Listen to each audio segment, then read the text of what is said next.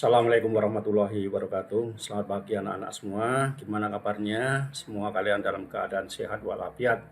Untuk materi di pagi hari ini kita akan membicarakan masalah perdagangan internasional. Coba perhatikan anak-anak. Itu gambar apa?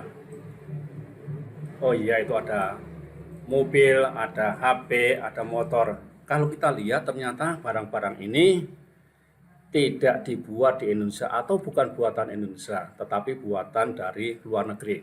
Kenapa sampai ke Indonesia ya anak-anak? Andi gimana Andi? Oh iya betul, iya itu karena ada perdagangan internasional. Anak-anak semua, untuk materi perdagangan internasional yang pertama kita akan mempelajari tentang pengertian perdagangan internasional. Kemudian yang kedua, faktor pendorong perdagangan internasional. Kemudian yang ketiga, faktor penghambat perdagangan internasional. Kemudian yang keempat, manfaat dari adanya perdagangan internasional tersebut. Anak-anak semua, ada yang tahu arti perdagangan internasional? Baik, untuk perdagangan internasional itu dapat diartikan sebagai proses pertukaran barang dan jasa yang dilakukan oleh dua negara atau lebih dengan tujuan untuk memperoleh keuntungan.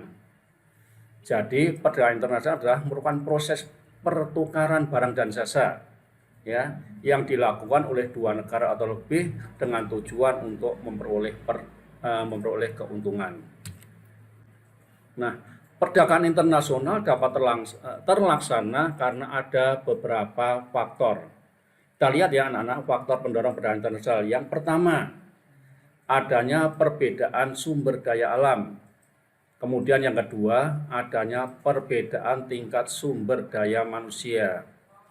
Yang ketiga, adanya perbedaan ilmu pengetahuan dan teknologi. Kemudian yang keempat, perbedaan budaya. Yang kelima, perbedaan kualitas, tingkat upah, dan biaya produksi. Kemudian sebagai faktor penghambat perdagangan internasional, yang pertama adalah kebijakan ekonomi dan politik internasional. Seperti misalnya ada kuota, ada tarif, ada politik dumping. Kuota adalah pembatasan jumlah barang yang bisa masuk ke suatu negara.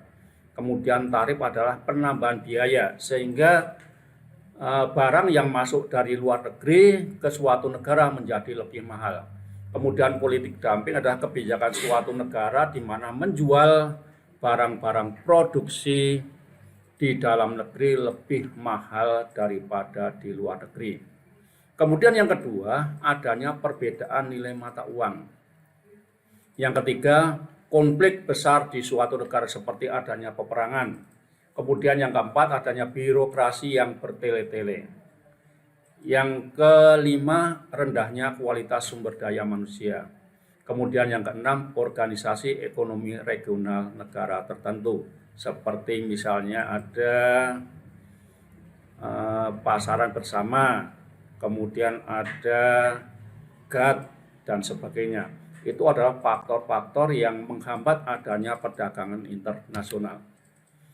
Anak-anak semua, nah setelah kita mempelajari ada pengertian, ada pendorong, kemudian ada penghambat, kita sampai pada materi yang berikutnya yaitu manfaat perdagangan internasional. Dengan adanya perdagangan internasional akan memberikan manfaat yang cukup besar bagi negara yang melakukan kegiatan tersebut.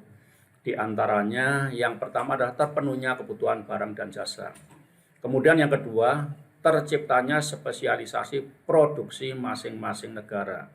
Kemudian yang ketiga, meningkatnya hubungan persahabatan.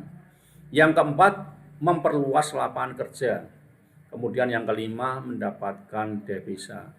Yang terakhir adalah untuk meningkatkan kesejahteraan bagi warga negaranya. Ya. Demikian tadi anak-anak untuk materi perdagangan internasional di pagi hari ini.